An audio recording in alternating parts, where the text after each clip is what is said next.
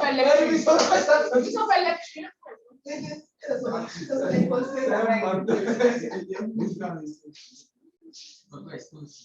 C'est qu'on a refait. Ah, on fait tout. On continue.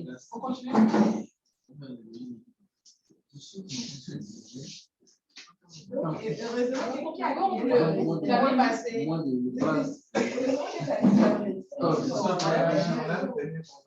Donc,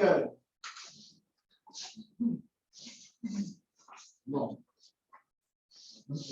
c'était pas enregistré. Le cours enregistré maintenant. Donc, ceux qui étaient en ligne là, ou bien ceux qui n'étaient pas présents, ben, moi, je ne peux pas revenir là-dessus. Vous lisez le cours. Donc, on continue. On continue. Donc, on vient de finir la définition de l'esprit entrepreneurial. On va passer à l'autre notion qui est la notion d'idée entrepreneuriale. C'est bon? Donc, qui lit?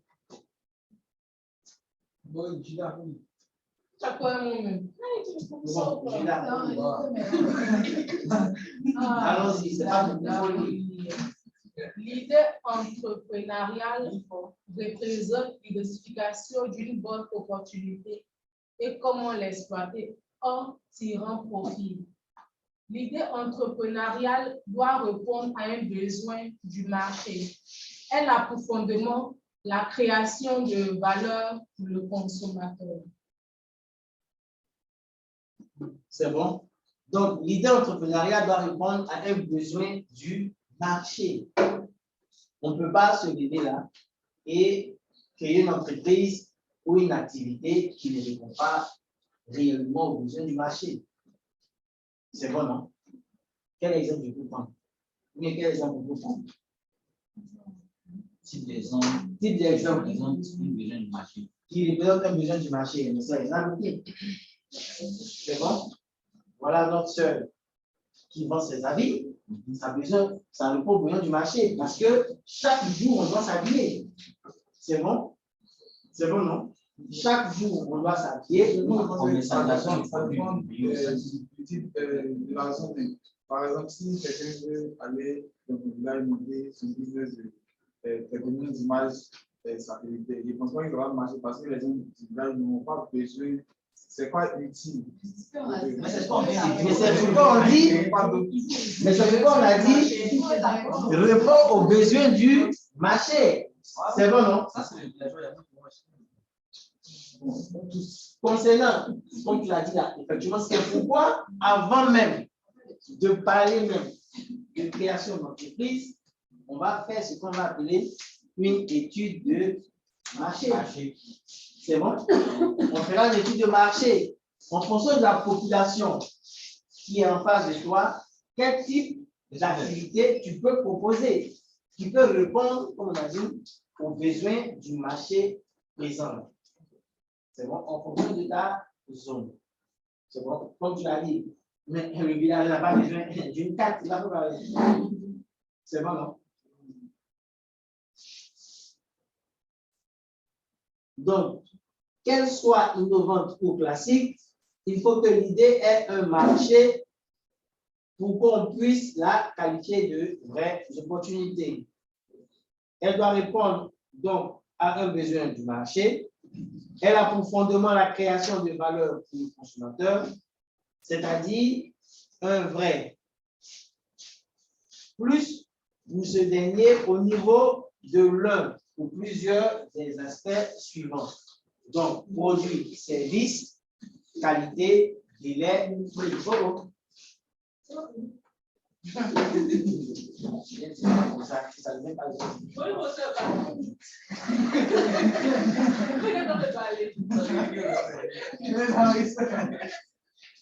C'est enregistré, oui, mais c'est tout ça le cours en fait. On ne peut pas faire un cours, c'est bon, de 4 heures sans qu'il y ait un peu d'humour dedans, c'est pas possible. C'est ça. Voilà, donc, C'est pédagogique. je me dis, c'est ça, quoi. Oui. Donc, on continue. Donc, on dit, de l'un ou plusieurs des aspects suivants, produit, service, qualité, délai, prix. Donc, il faut tenir certains facteurs, c'est bon, pour pouvoir mieux comprendre et mieux maîtriser la notion d'idée entrepreneuriale. Parce que tout part de l'idée. L'idée, elle est bonne, l'activité sera vraiment bonne. C'est bon? Mais si l'idée est meilleure et si l'idée n'est pas bonne, tu verras que ton activité même aura du mal à décoller. C'est bon? Donc, tout part de l'idée. C'est bon?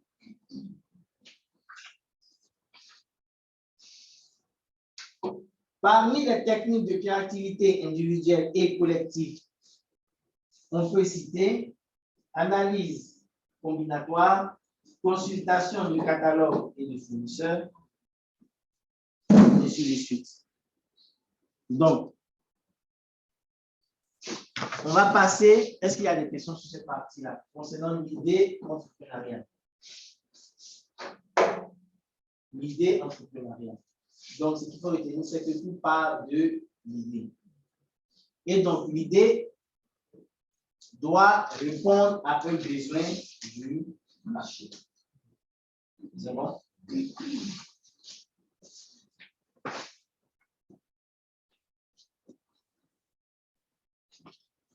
Donc, notion d'entrepreneuriat.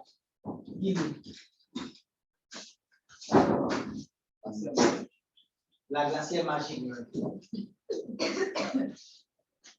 L'entrepreneuriat peut définir comme quoi? L'entrepreneuriat peut se définir. L'entrepreneuriat peut se définir comme une activité. Polyphone, en ligne là, est-ce que vous entendez? En ligne là, vous entendez? Vous entendez ce qu'elle dit? Non, qu'elle parle un peu plus fort. Voilà. Donc, parle fort.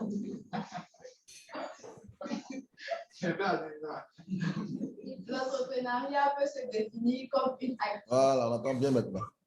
La découverte, l'évaluation et l'exploitation d'opportunités dans le but d'introduire de nouveaux biens et services, de nouvelles structures d'organisation, de nouveaux marchés, processus et matériaux par des moyens qui éventuellement n'existaient pas auparavant. C'est bon? Donc, voici une. C'est bon? On ne va pas dire que c'est la définition de l'entrepreneuriat. C'est bon, non? Parce que selon la compréhension de tout chacun, chacun peut définir l'entrepreneuriat. Mais il y a certains éléments ou certains mots qui doivent figurer dans la définition de l'entrepreneuriat. Donc, je reprends. L'entrepreneuriat peut se définir comme une activité impliquant la découverte, l'évaluation et l'exploitation d'opportunités dans le but d'introduire de nouveaux biens et services, de nouvelles structures d'organisation, de nouveaux marchés, processus et matériaux par des moyens qui, éventuellement, n'existaient pas auparavant. Donc, c'est ça. Donc, on a bien service, comme on l'avait dit au début, bien service. Tu as parlé d'activité rémunératrice de revenus, c'est pareil. C'est bon, vous avez parlé de quoi? Au début, qu'elle a demandé comment tu comprends un projet. C'est bon. Donc, on retrouve tous ces éléments-là dans la définition qui est là. Donc, pour simplifier, pour faire court, l'entrepreneuriat égale à quoi? Esprit, état d'esprit, plus dynamique d'action. C'est bon? Donc, on a l'idée qui est là, et puis, autour de l'idée, on va créer tout un processus pour pouvoir réaliser ou organiser pour modéliser ce projet dont nous avons. On continue. L'entrepreneuriat repose sur les postulats suivants. Il requiert l'existence d'opportunités. Donc, opportunité, c'est bon. Donc, on a dit quoi au début? On a dit qu'il faudrait que ça puisse répondre à un certain besoin. C'est bon? Donc, l'opportunité. Les différences existent entre les personnes. Le rapport au risque. C'est un processus qui tresse des rapports avec les activités d'innovation et d'organisation. OK. Donc, moi, je vais continuer ici.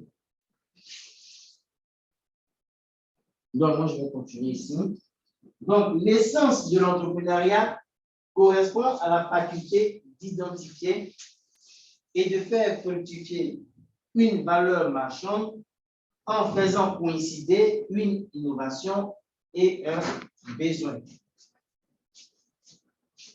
L'essence de l'entrepreneuriat correspond à la faculté d'identifier. C'est bon? Donc, on va identifier le besoin. C'est bon? Et de faire fructifier une valeur marchande. Donc, on va, comme tu l'as dit, on va faire fructifier ce besoin-là en faisant coïncider une innovation et un besoin, tout en restant professionnel en fait. C'est bon?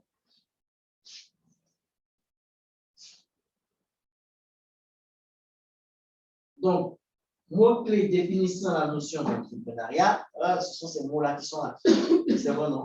Finance, risque, business, organisation, compétition, employement, c'est bon, capital, activité.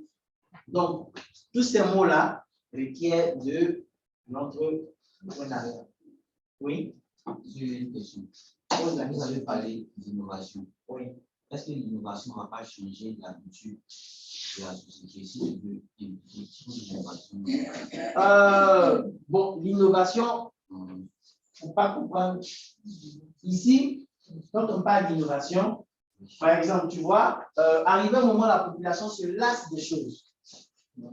C'est bon? Et moi, j'ai bien aimé la. Je vais prendre l'exemple de Yoplait. Ce n'est pas de la pub. Je vais prendre l'exemple de Yoplait. Yoplait était dans une dynamique où aujourd'hui, là, moi, je consomme beaucoup de Yoplait. C'est bon? Il était dans une dynamique où c'était plus ça. Côté goût, c'était plus. Et côté emballage, vraiment, c'était plus ça. Voilà. Mais aujourd'hui, ils sont revenus avec une meilleure. Bon, un meilleur goût, un bon goût. Et puis, quand tu regardes l'emballage aujourd'hui du Yoplait, ça donne envie d'acheter au fait. Ça donne envie d'acheter Yoplait. Parce que l'emballage même, ça attire. Et donc, c'est comme ça qu'il faut comprendre ici l'innovation. C'est bon, non? C'est bon? Voilà. Genre apporter quelque chose de nouveau, soit au niveau du goût. Ce qui est déjà créé. Voilà, ce qui est déjà créé. Tout ça, c'est que toujours on puisse venir. Voilà, l'envie. C'est bon? Ça n'a jamais été créé, que tu veux créer, mais non. tu apportes l'innovation, ça change. Non, mais bien sûr. C'est bon? Donc, c'est pas dans ce sens. Oui, c'est de l'innovation aussi. C'est bon? C'est de l'innovation. Mais tu n'as jamais créé, tu peux innover quoi? Tu peux rien innover. Voilà, on va prendre l'exemple même de Wave. Pour résoudre le besoin. C'est bon? En plus du besoin, tu ajoutes d'autres choses encore. Regarde, on va prendre un exemple de Wave. Il y a un bon exemple ici, l'exemple de Wave. Aujourd'hui, Orange avait le monopole. Orange a toujours le monopole. Pas pour dire là. Ils ont toujours le monopole. C'est bon? Avant pour envoyer 50 000, tu as payé combien? 5 000. Mais quand Wave va arriver, on dit 1%. C'est bon? Ils sont venus avec de l'innovation dans le domaine de transfert d'argent. C'est de l'innovation. C'est bon? Donc, tout le monde est parti vers Wave. Et aujourd'hui, on sait ce qui s'est passé. Où est-ce que nous sommes en train de partir? Ça crée de la quoi? De la concurrence. Compétition. C'est bon? C'est bon, non? Donc, du coup, qu'est-ce que les autres ont fait? Ils ont rendu le coup. Parce que si ce n'est pas ça, mais écoute, tout le monde allait toujours rester là, on allait toujours rester là. C'est bon? Et donc, c'est comme ça qu'il faut comprendre l'innovation. Pour faire l'innovation, ça peut avoir des conséquences négatives. C'est comme des conséquences, ça peut être positif comme négatif. C'est bon, hein? Non, je n'ai pas dit l'innovation. Je dis, comme des conséquences, elles peuvent être positives comme négatives.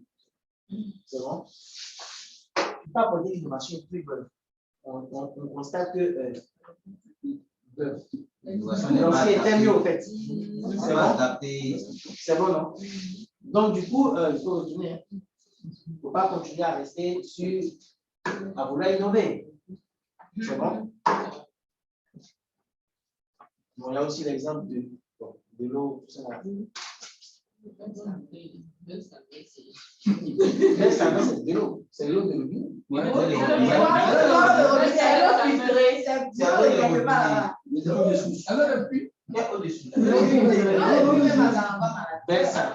C'est l'eau de donner ou qui a jamais pu donner. C'est l'eau de source. Ok, donc l'entrepreneuriat renvoie à la fois à un esprit et à une dynamique d'action. L'esprit entrepreneurial a pour qualité la prise de risque, l'esprit d'initiative, la force de conviction, mais au-delà de ces caractères qui traduisent plutôt un tempérament, l'entrepreneur se distingue par sa capacité à appréhender le changement, à y repérer des opportunités de développement et de faire advenir quelque chose de nouveau. C'est bon? Donc, comme on a dit, l'entrepreneuriat repose sur les postulats suivants, requiert l'existence d'opportunités, des différences existant entre les personnes, le rapport au risque, donc l'entrepreneur est quoi? Risque-libre, c'est bon. C'est un processus qui trace des rapports avec des activités d'innovation et d'organisation. Donc, voici ce qu'on peut dire des différentes notions que nous avons vues en tout début concernant l'entrepreneuriat. C'est bon? On a dit que ça requiert d'un certain nombre de notions. La notion d'esprit d'entreprendre, la notion d'entrepreneur et l'idée d'entreprendre. C'est bon?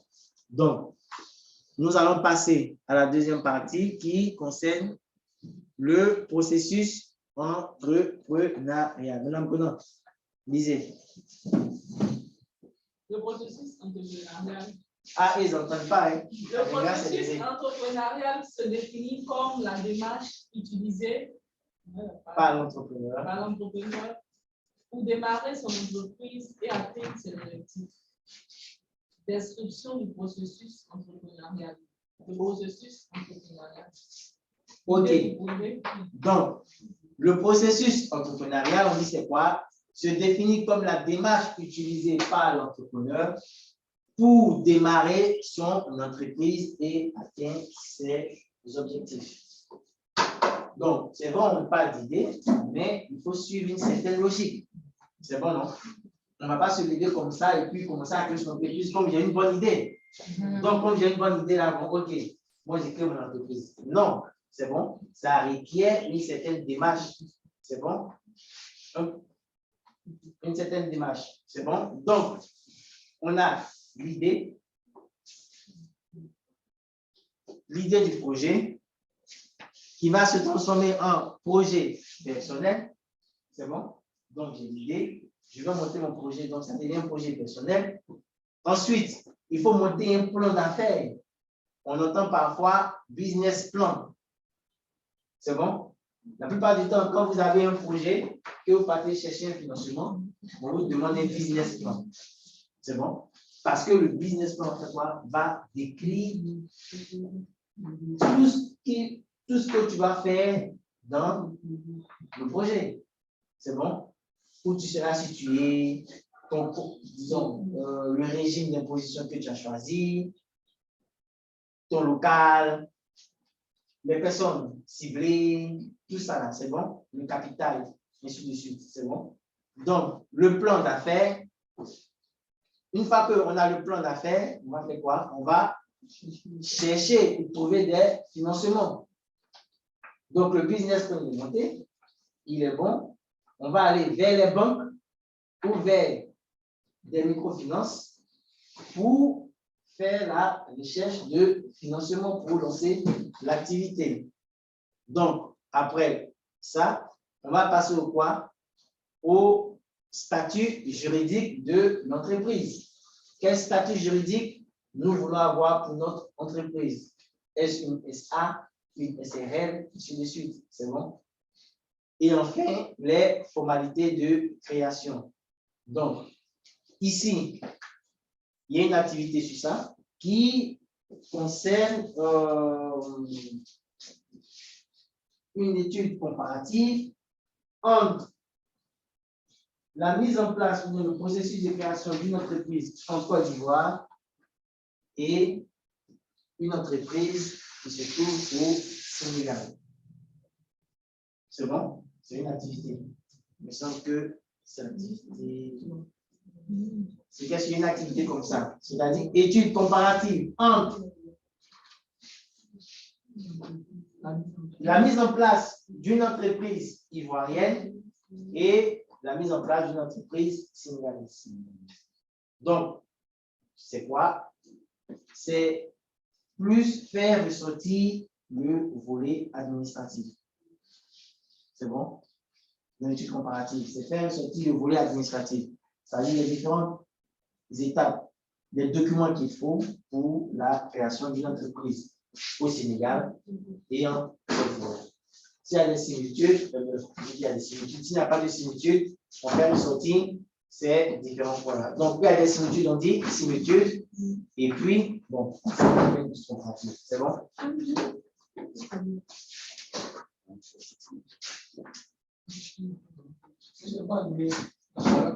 J'avais commencé à le pas allumé.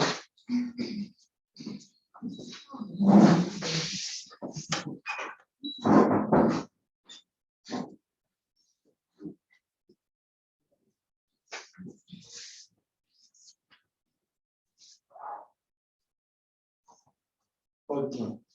Donc,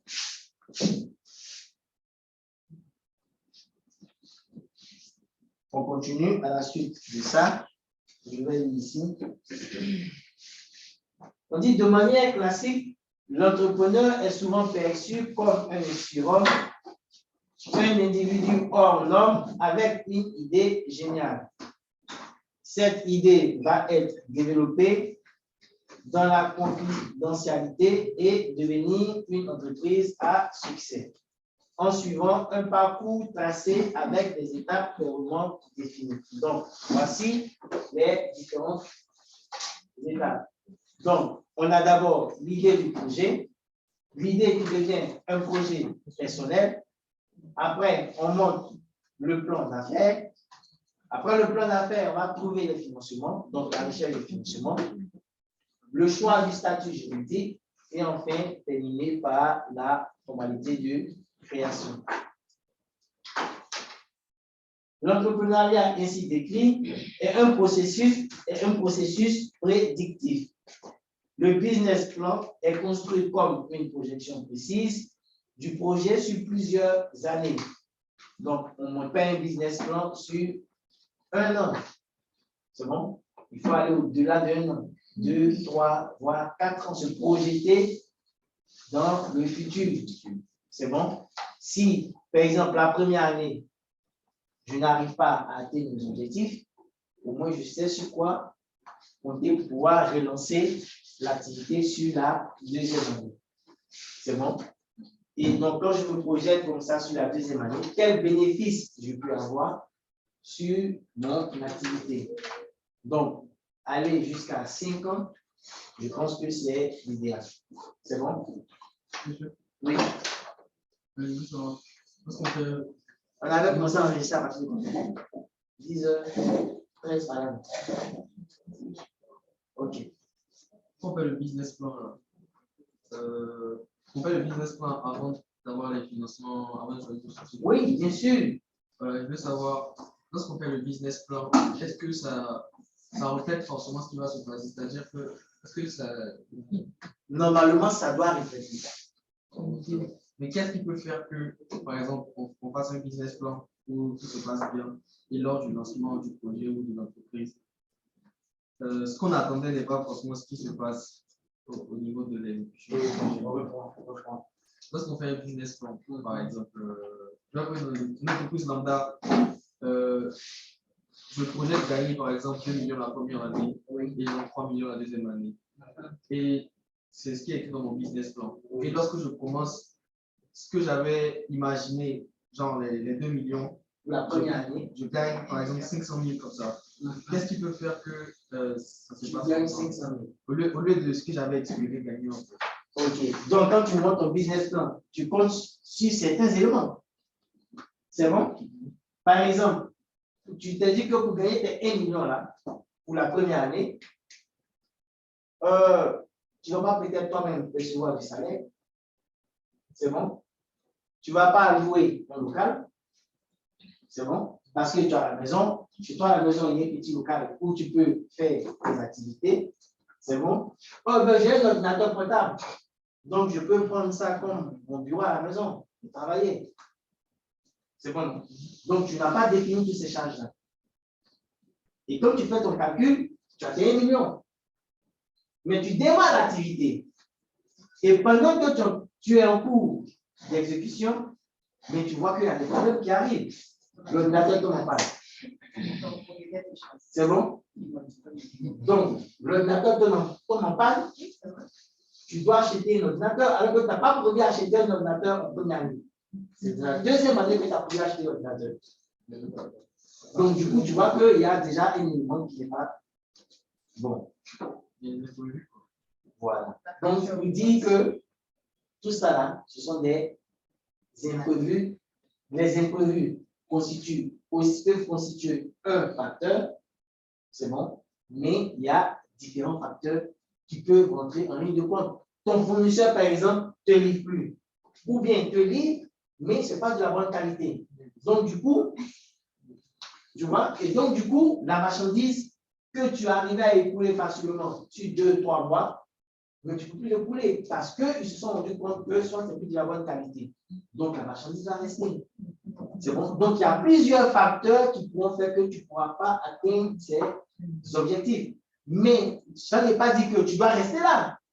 On dit que l'entrepreneur, c'est quelqu'un qui a toujours des idées, qui est toujours en train de bouger parce que toi, tu vois du profit. Donc, si tu vois qu'ici, il y a, disons, un problème, mais tu peux réorienter l'activité. C'est bon, non?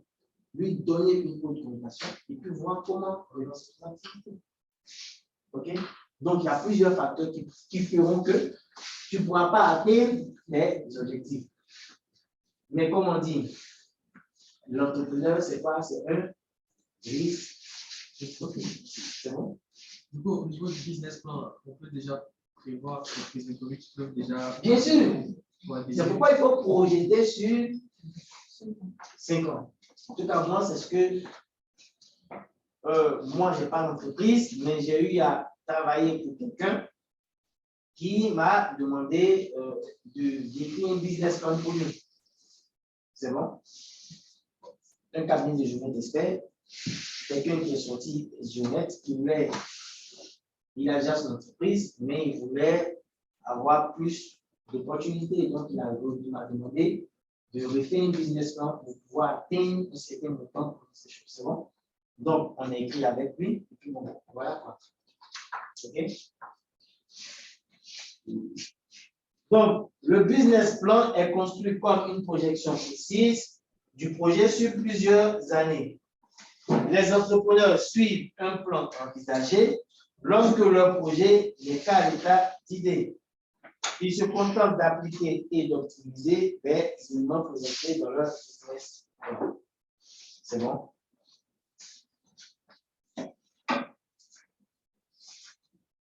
Donc, on va continuer ici. On continue de lire. Il disait. Continue. Le processus entrepreneurial se résume en deux phases. La phase de l'idée, la phase du projet. Méthode phase de l'idée. C'est la phase qui conduit un individu, le créateur, à la réalisation ou à l'avortement d'un projet de création d'entreprise. L'acteur stratégique qu'est le créateur s'informera, décidera, agira à l'aide de son intelligence stratégique et de son style cognitif. Méthode phase projet. C'est la phase qui commence par la décision irrévocable ou du moins difficilement révocable psychologiquement et financièrement de créer l'entreprise. Pour cela, l'entrepreneur va mener une suite d'activités, notamment la finalisation du plan d'affaires, les procédures juridiques obligatoires et termineront par le début de l'action. Donc, on avait vu le processus entrepreneurial. Quand on regarde sur notre schéma, on peut classer cette partie-là en deux étapes. C'est bon? En deux phases. La première phase va concerner l'idée du projet et le projet personnel. C'est bon? Et la deuxième phase, sera la phase projet qui va concerner la partie de la rédaction du business plan jusqu'à sa mise en place. C'est bon? OK. Est-ce qu'il y a des questions concernant cette partie?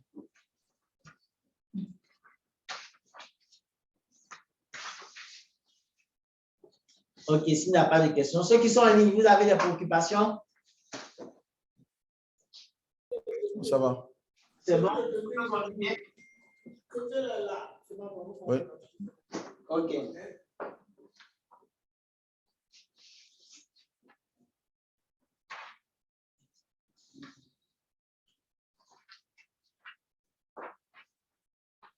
Ici, c'est bon? On peut continuer?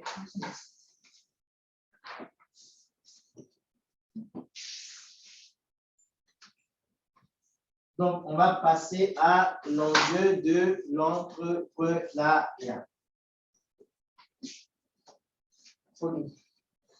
Enjeu de l'entrepreneuriat. Rôle de l'entrepreneuriat dans le développement économique. Enjeu de l'entrepreneuriat. Rôle de l'entrepreneuriat dans le développement économique et social. OK. Donc, premier enjeu, on a l'innovation. C'est bon? L'entrepreneuriat et l'innovation. Allons-y. L'innovation résulte d'un certain nombre d'éléments. L'intention est inattendue, le succès ou le réveil, le bouleversement de la structure générale de l'économie, l'industrie, le marché, les avancées technologiques, etc. OK. Donc, on dit l'entrepreneuriat et l'innovation. Les enjeux de l'entrepreneuriat consistent également à instaurer l'innovation pour favoriser le changement et assurer le développement économique d'un pays. C'est bon? Donc, l'innovation va favoriser le changement et améliorer les conditions au niveau d'un pays. L'innovation, de façon générale, résulte d'un certain nombre d'éléments tels que l'inattendu, le point de succès ou le réveil, soit, comme on dit, en mathématiques, on parle de quoi? En mathématiques, la probabilité. Donc, c'est quoi? C'est quel type de probabilité? On dit échec ou succès. C'est bon? Soit c'est échec, soit c'est succès. Si tu as compris sa probabilité, puis on peut dire que c'est probabilité qu'on se donne, c'est succès ou c'est échec. C'est bon? C'est bon, non? Si. Peu importe. La probabilité mathématique, c'est soit succès, soit échec. Si tu as compris ça, tout sujet de probabilité qu'on te donne, c'est soit succès ou soit échec. Faites l'exemple. Prenez un exemple, c'est bon? Prenez n'importe quel sujet de probabilité mathématique, lisez, vous allez voir. C'est succès ou c'est échec. C'est bon? Donc, le bouleversement de la structure générale de l'économie, les modifications démographiques, les changements culturels, les avancées technologiques. Donc, c'est ça l'innovation. C'est bon? On peut avoir l'innovation au niveau du bouleversement de la structure générale de l'économie. Ici, on n'a pas tout cité. Hein? Le bouleversement de la structure générale de l'économie, les modifications démographiques, c'est bon? Donc, quand on parle de démographie, c'est l'augmentation. Disons la population. C'est bon? On continue? Non, c'est moi qui continue ici. L'innovation est un facteur important de la croissance économique. Les entreprises innovantes vont pousser les autres entreprises à être plus performantes du fait de la concurrence. Donc, c'est le cas de Wave et d'Orange. Elles participent ainsi au dynamisme économique. Bon, ce n'est pas forcément Wave ou Orange. On a aussi en matière de télécommunication. Avant, c'était la RT qui avait le monopole. Aujourd'hui, on a plusieurs chaînes en Côte d'Ivoire. On a Live TV, on a LCI, on a quoi? La Voix, Info 7, c'est bon? Donc, tout ça, c'est la concurrence, en fait. C'est bon? Et l'innovation.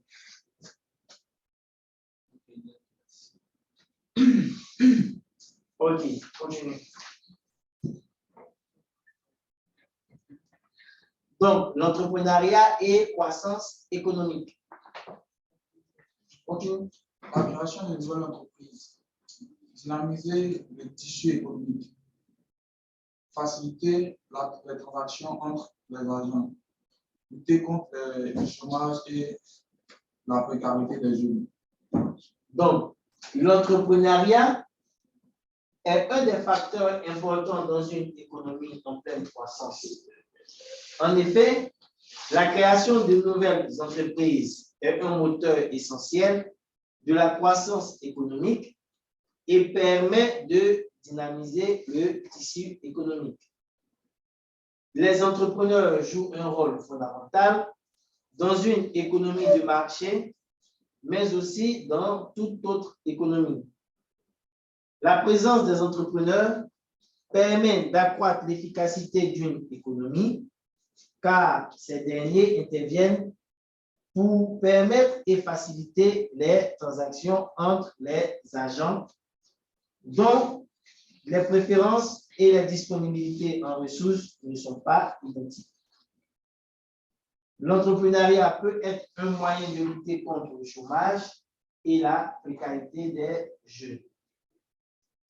Cette solution permet de réduire la dépendance et la passivité. À travers la création d'entreprises, les jeunes peuvent contribuer, peuvent créer eux-mêmes leurs emplois.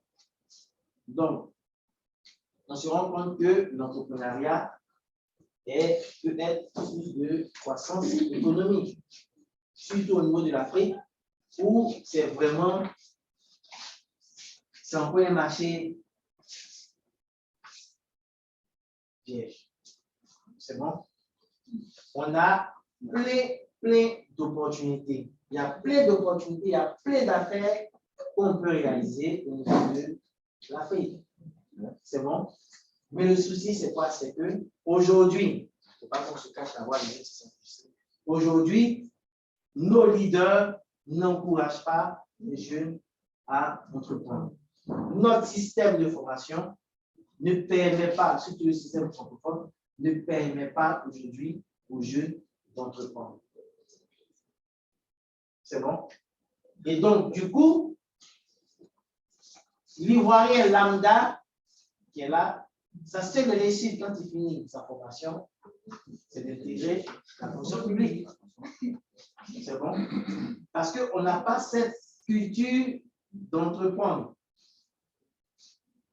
Le système anglophone, depuis le lycée, on inculque aux jeunes à l'entrepreneuriat. C'est bon, non? Donc, le fait d'entreprendre, si l'État encourage ces jeunes-là, on verra que ça peut créer, on peut avoir une croissance économique. Parce que tous les jeunes vont vouloir se tourner vers l'entrepreneuriat et beaucoup de jeunes seront vraiment indépendants, autonomes. Ces jeunes qui entreprennent vont créer de l'emploi. C'est bon. Et qui parle de création d'emploi, parle de croissance économique. C'est bon, non? Ok, dernier point. Continue toujours. Continue toujours. L'entrepreneuriat dans le contexte du développement territorial. Mise à disposition de la population de nouveaux produits et de nouveaux services. Emploi de la main-d'œuvre locale. Création d'emplois. Attractivité du territoire. À terme, d'autres entreprises viendront aussi à s'y installer. Diversification des activités. Importante source de taxes et accroissement de l'assiette fiscale. OK. Donc, entrepreneuriat dans le contexte du développement territorial. Le développement de l'entrepreneuriat peut avoir des effets positifs sur le territoire ou la région. C'est bon? Aujourd'hui, lorsqu'une structure, et je pense que nos parents qui sont restés dans le campagne ont compris, lorsqu'une structure vient s'installer, qu'est-ce qu'ils font? Ils demandent à cette structure-là de construire des écoles. Voilà. C'est bon? Ou de construire un château d'eau ou un centre de santé. C'est bon? Parce que vous allez venir travailler chez nous, vous allez exploiter nos ressources, mais il faudrait que l'on retourne. Vous puissiez, comme les Chinois le font, quand ils viennent travailler en Afrique, ils viennent avec eux-mêmes, avec eux. Donc, on a pouvoir imposer à ces gens-là, lorsque vous travaillez dans une région, vous prenez la main-d'œuvre locale. Ça va créer de l'emploi et de la diversité au niveau de du développement, au niveau de la région. C'est bon? Et donc, c'est dans ce contexte-là. L'entrepreneuriat, en effet, il contribue à la dynamisation des régions. L'entrepreneuriat joue plusieurs rôles dans le développement territorial. Génération de revenus provenant de la vente des produits fabriqués localement. Donc, on fabrique dans une région, on consomme dans la région. Mise à disposition de la population de nouveaux produits et de nouveaux services. Donc, il va y avoir de l'amélioration au niveau de la qualité de vie de cette population-là. Emploi de la main-d'œuvre locale. Donc, si on emploie la main-d'œuvre locale, ça fait quoi? Ça crée de l'emploi. Attractivité du territoire. Donc, la région sera développée. L'entreprise constitue un lieu de socialisation et de contact très important. Élévation du pouvoir d'achat et accroissement de la richesse. Importante source de taxes et accroissement de l'assiette fiscale. On dit quoi? Ok, on va enregistrer. Ici. Non, mais attends, on dit qu'on a déjà fini.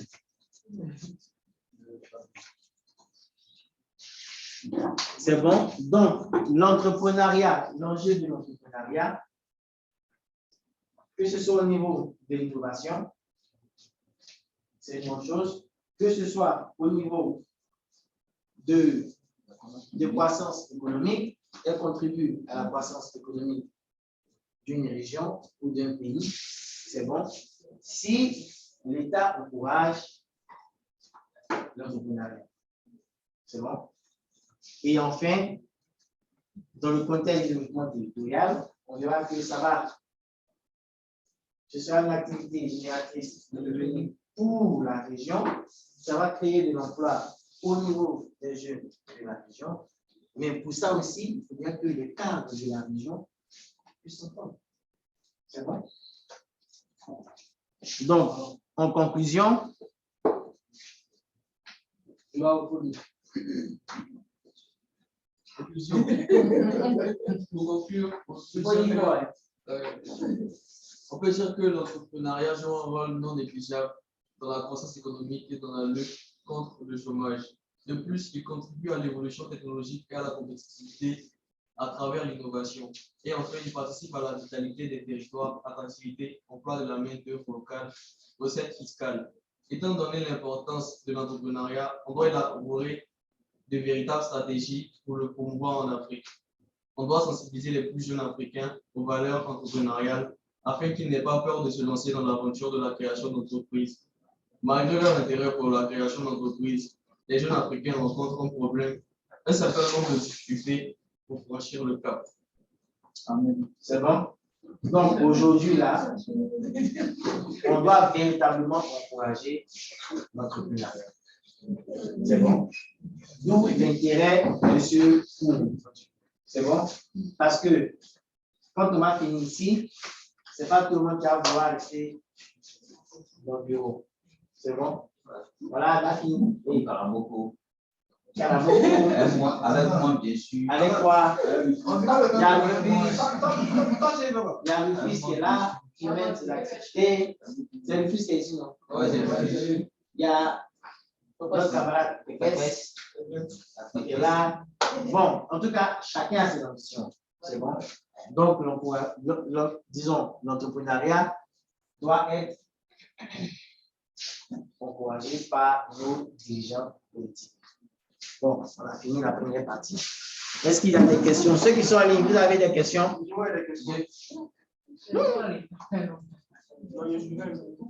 Attends, on va enregistrer. Non.